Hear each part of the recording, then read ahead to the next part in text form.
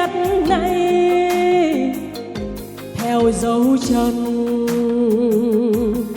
cha ông từng ngày một mình qua sông qua núi đồi tìm mặt trời và tìm lời ru ngàn đời. Tôi như con chim lạc bay trên đồi cao, tôi như con thú hoang lang thang trong rừng sâu, như dòng sông khao khát lời. Tôi như hạt mưa khao khát lời. Bài hát về mặt trời, bài hát về mọi người cùng nghe đây bình minh hát giữa mọi người khắp ngày gần. Lời hát nước thân mặt trời, nước thân mặt trời của tôi. Hát giữa mọi người khắp ngày gần. Lời hát nước thân mặt trời, nước thân mặt trời. Tôi đi tìm em.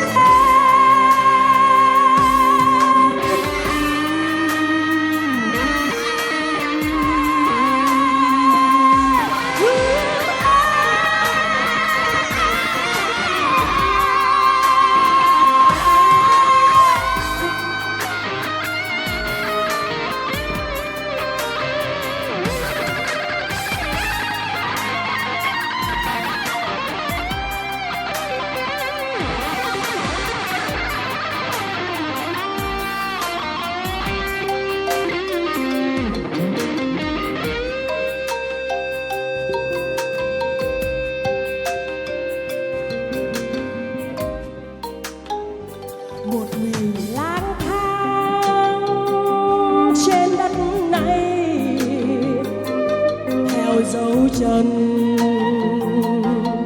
cha ông từng ngày. Một mình qua sông qua núi đồi tìm mặt trời và tìm lời ru ngàn đời.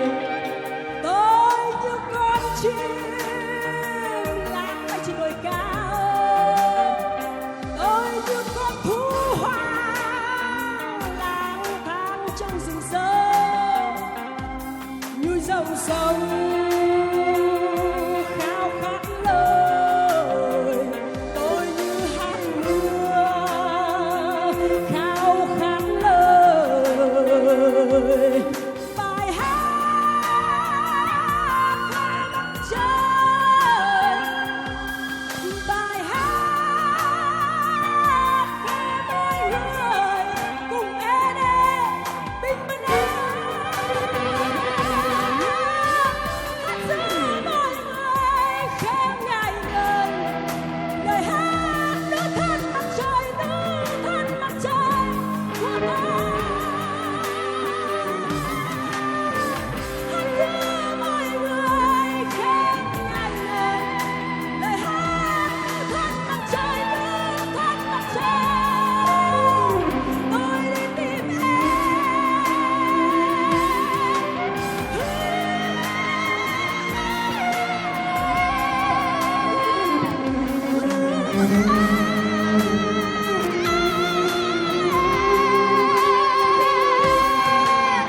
Tôi đi tìm em. Tôi đi tìm em. Tôi đi tìm em.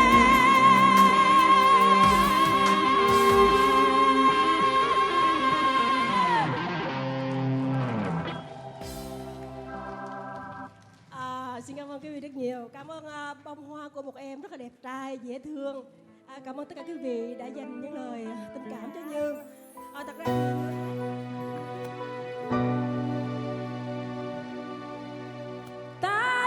sai hai đứa, còn thấy đâu là còn thương. Khi bão qua rồi biết đâu sẽ đi đến nơi của ngày đầu.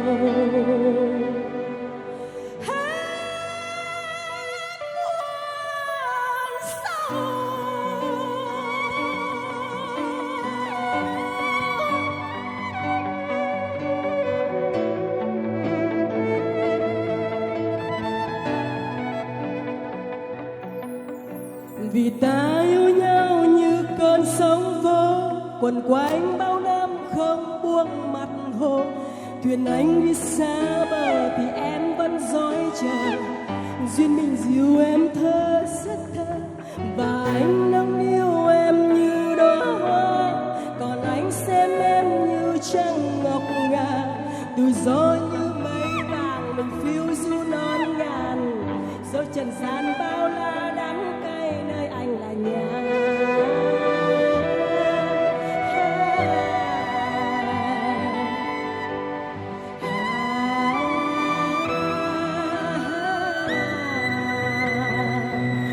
Khi anh qua thung lũng và bóng đêm vì bàn chân, đời kia anh chẳng còn nhiều luyến lưu.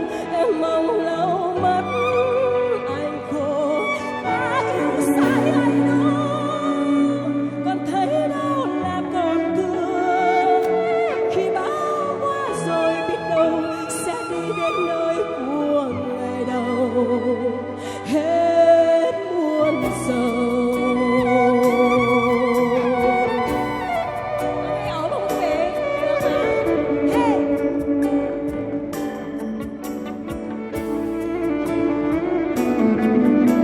Lạc bước giữa những đam mê tâm tối, điều máu vẫn nóng nơi tim bồi hồi. Người năm xưa đâu rồi, anh thắm tiếc không cười. Anh ở nơi xa xôi vô lối, là đất lưu giữ đôi chân chúng ta thì bay lên trên cơn mơ kỳ lạ. Ở đó anh vẫn là người yêu thương chan hòa, dẫu trần gian bao la đắng cay nơi anh là nhà.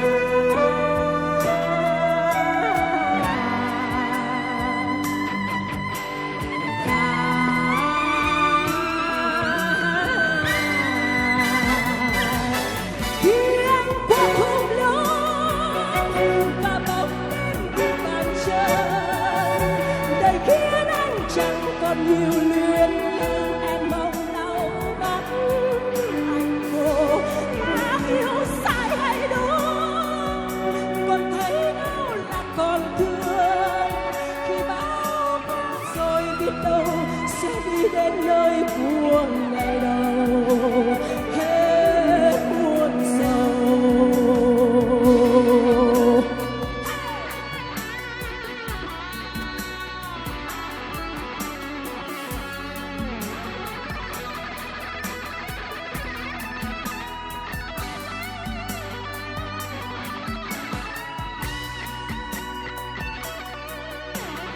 Khi anh qua thung lũng và bóng đêm khi bàn chân, đời khiến anh chẳng còn nhiều luyến lưu.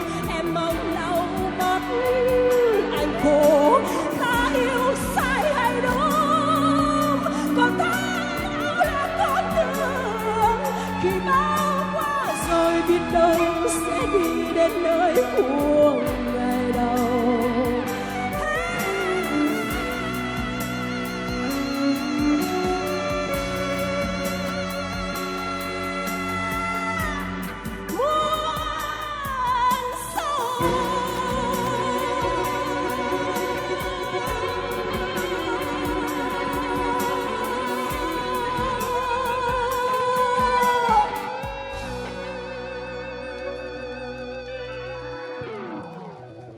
Cảm ơn quý vị rất nhiều. Thật ra thì những tình cảm quý vị dành cho Như á, thật ra Như muốn hát tới 90 bài, không muốn ghê mọi người.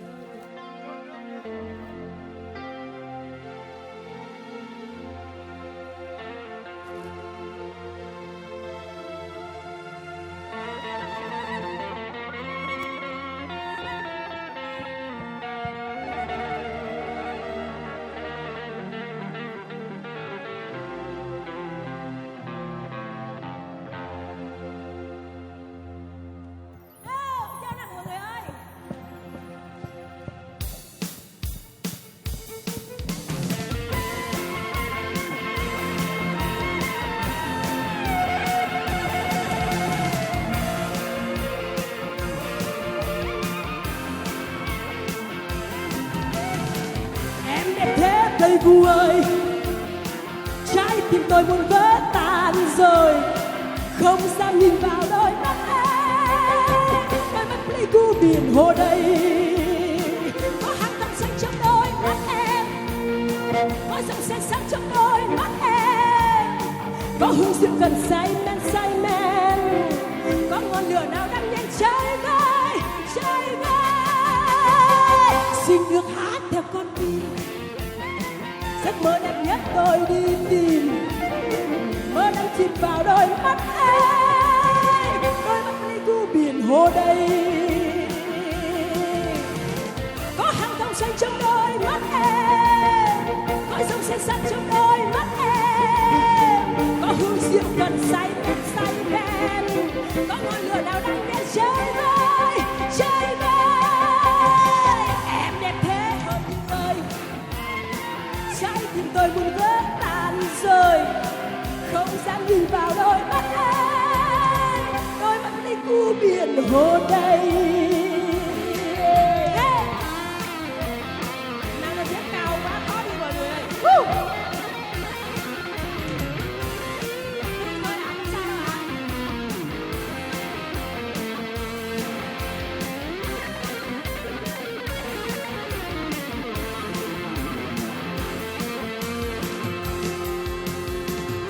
Đẹp thế Pleiku ơi, trái tim tôi muốn vỡ tan rồi, không dám nhìn vào đôi mắt em, đôi mắt Pleiku biển hồ đầy, có hàng thông xanh trong đôi mắt em, có dòng sen sắt trong đôi mắt em, có hương rượu cần say men, có ngọn lửa nào đang nhẹ cháy vơi, cháy vơi. Xin được hát theo con tim, mơ đẹp nhất tôi đi tìm, mơ đang chìm vào đôi mắt em, đôi mắt Pleiku biển hồ đầy, mơ đang chìm vào đôi mắt em, đôi mắt Pleiku biển hồ đầy.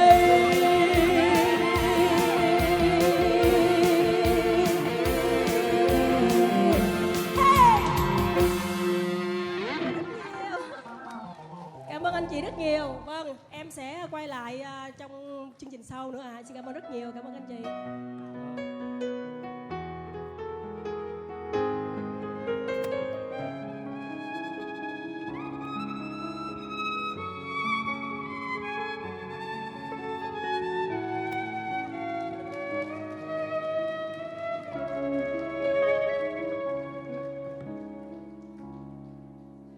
Cuộc đời lặng lẽ mang đi vui buồn ước mơ,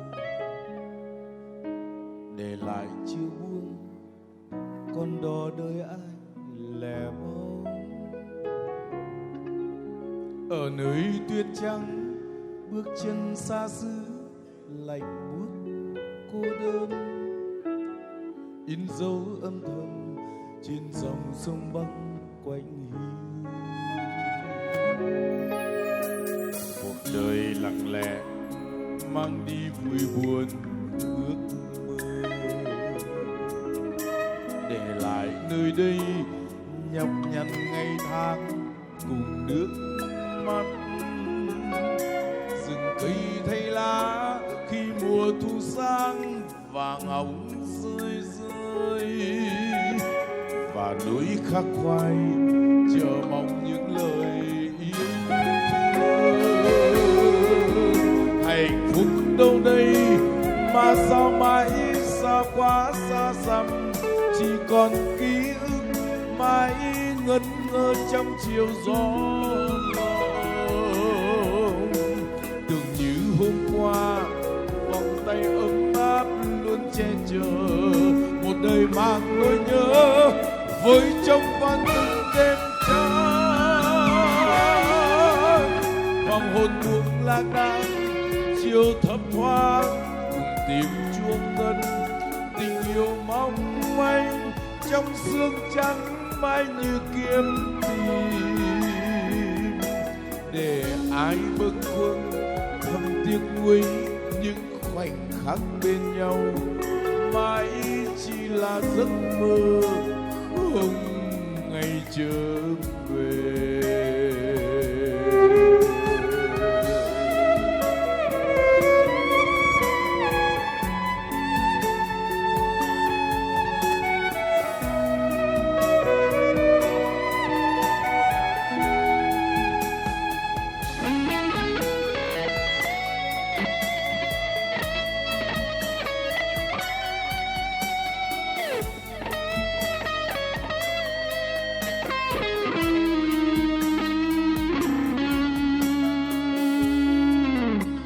Mặt hồ in bóng thấp thoáng xa dần dưới mây,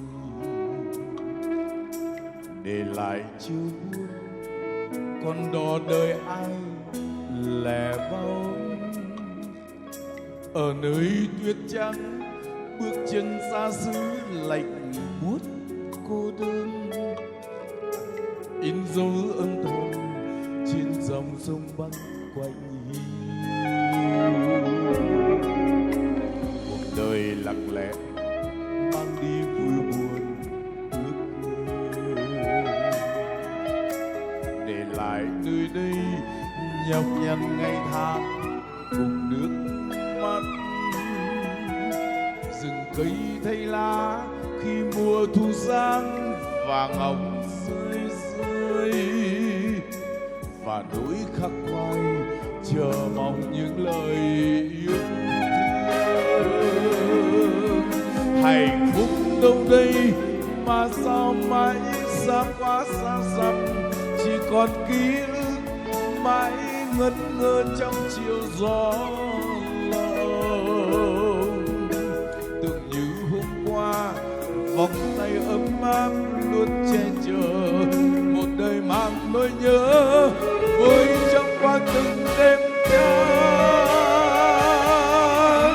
Hoàng hôn buông lang đãng chiều thấp thoáng cùng tiếng chuông ngân, tình yêu mong manh trong sương trắng mãi như kiếm tìm. Để ai bâng khuâng thầm tiếc nuối những khoảnh khắc bên nhau, mãi chỉ là giấc mơ không ngày trở về. Hoàng hôn buông lang đãng chiều thấp thoáng cùng tiếng chuông ngân, tình yêu mong manh trong sương trắng mãi như kiếm tìm. Để ai bâng khuâng thầm tiếc nuối những khoảnh khắc bên nhau, mãi chỉ là giấc mơ không ngày trở về. Mãi chỉ là giấc mơ không ngày trở về.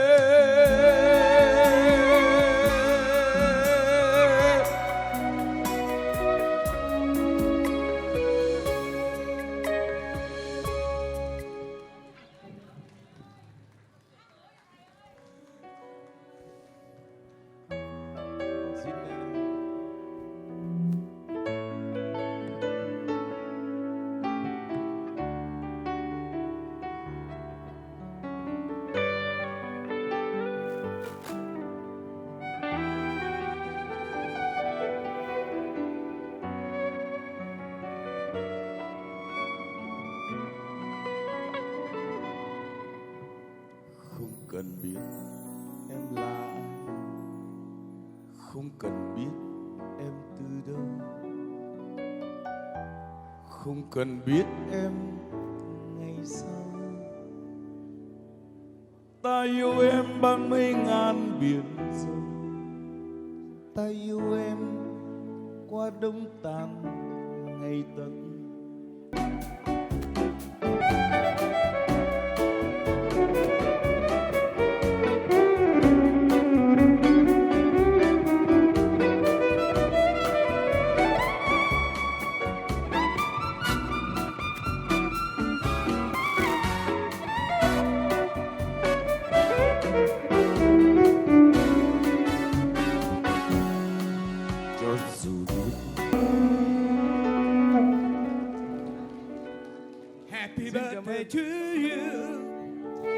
Happy birthday, happy birthday, happy birthday, Đức Long.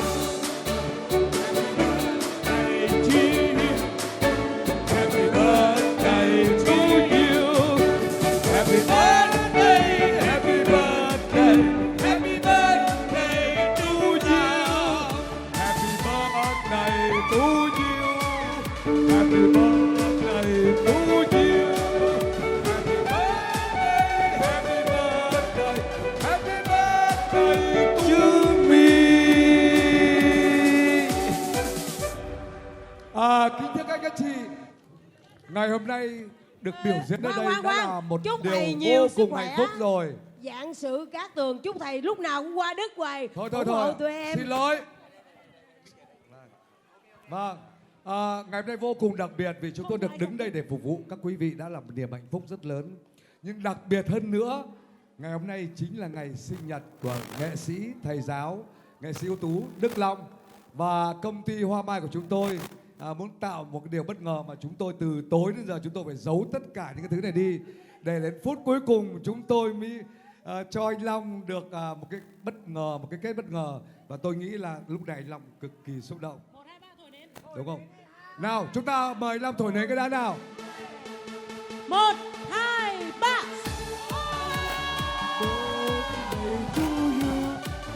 Happy birthday to you.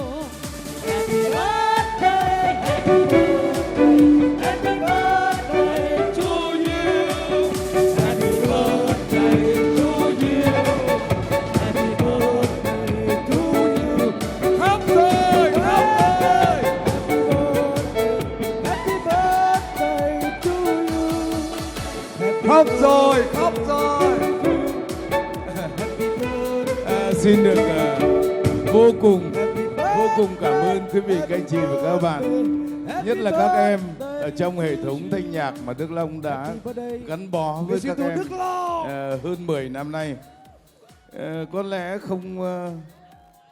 không biết là có gì để cảm ơn các em nhiều hơn, và có lẽ bằng một cái lời tâm sự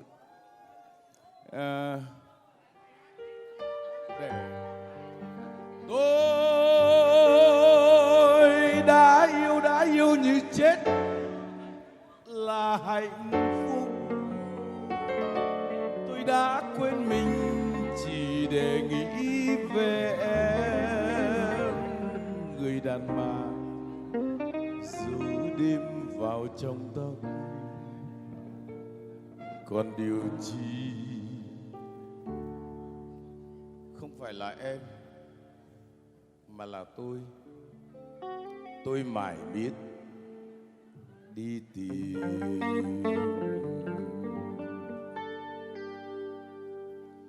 Vẫn biết ta giờ không trẻ nữa, sao thương anh ở mãi cung hận. Lời nguyện cũ trên đầu như nguyệt quên chữ nhòa khi tới giữa mùa chiều. Tôi đã yêu như chết là hạnh phúc. Tôi đã quên mình chỉ để nghĩ về em, người đàn bà dùng đêm vào trong tóc. Còn điều chi em mãi biết đi tìm. Tôi đã đến cùng em và tôi biết em cũng là như mọi người thôi. Nhưng chưa hết cuộc yêu tôi đã hiểu em ám ảnh tôi chót một kiếp người. Ngay cả nếu âm thầm ném hoa đá, bầu lặng im cũng đã vỡ rồi. Mênh mông quá khoảng trống này ai lấp, khi thanh âm cũng bất lực như lời.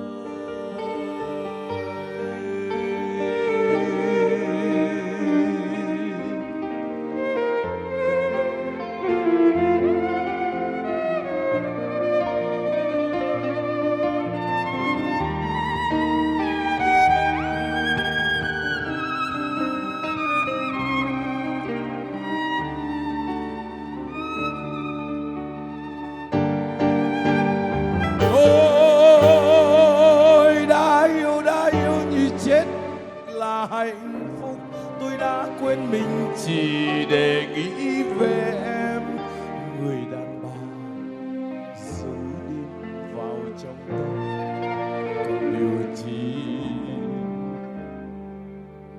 em mãi biết đi tìm. Tôi đã đến cùng em và tôi biết em cũng là như mọi người thôi, nhưng chưa hết cuộc yêu tôi đã hiểu em ám ảnh tôi chọn một kiếp người. Ngay cả đêm âm thầm em hóa đá, màu lặng im cũng đã vỡ rồi.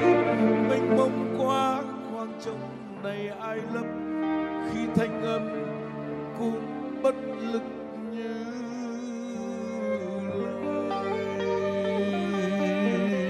Sẽ chỉ còn cuộc thu thua ấy, nỗi cô đơn vắng vắng giữa trưa.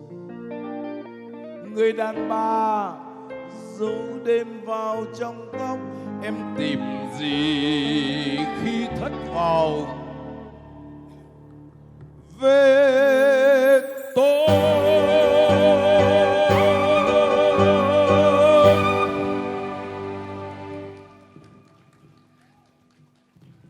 Xin cảm ơn.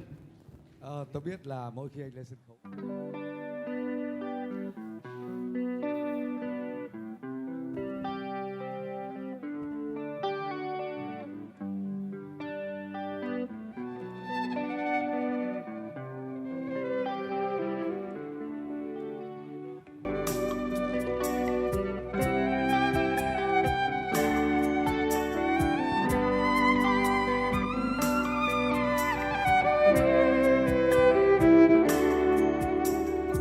rơi rơi trên đường phố đêm khuya, biết nói rằng ngày cũ đã anh dương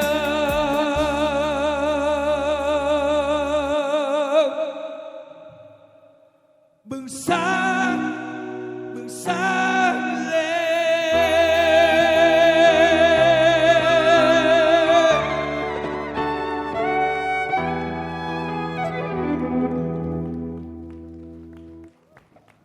em xin cảm ơn.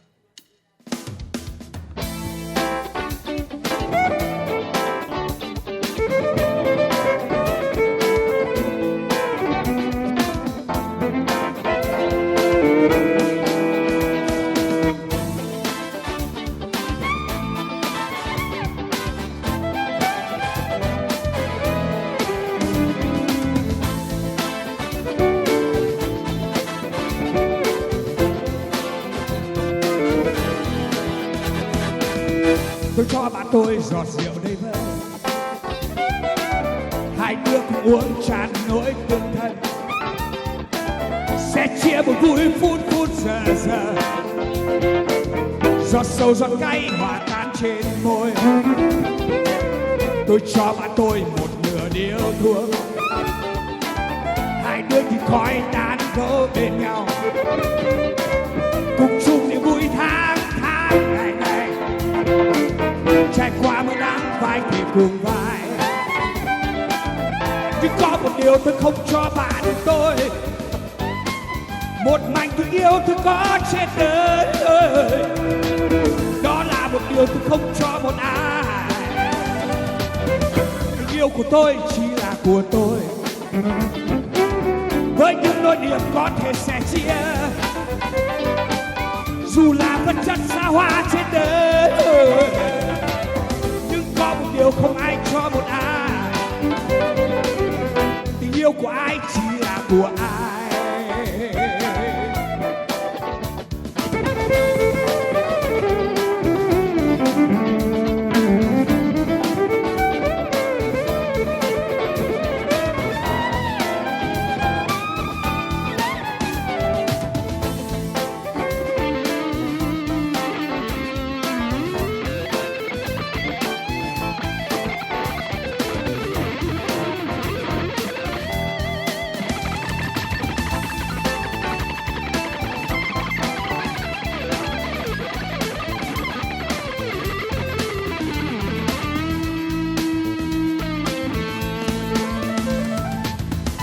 cho bạn tôi giọt rượu đây với. Hai đứa cùng uống tràn nỗi tương thân, sẽ chia buồn vui phút phút giờ giờ. Giọt sâu giọt cay hòa tan trên môi. Tôi cho bạn tôi một nửa yêu thương. Hai đứa như khói tan gỡ bên nhau, cùng chung niềm vui tháng tháng ngày ngày, trải qua mưa nắng vai kề cùng vai. Nhưng có một điều tôi không cho bạn tôi, một mảnh tình yêu tôi có trên đời. Đó là một điều tôi không cho một ai. Tình yêu của tôi chỉ là của tôi, với những nỗi niềm có thể sẽ chia, dù là vật chất sao hoa trên đời. Nhưng có một điều không ai cho một ai, tình yêu của ai chỉ là của ai. Không bao giờ tôi trao tình yêu của tôi. Không bao giờ tôi trao tình yêu của tôi. Không bao giờ tôi trao tình yêu của tôi.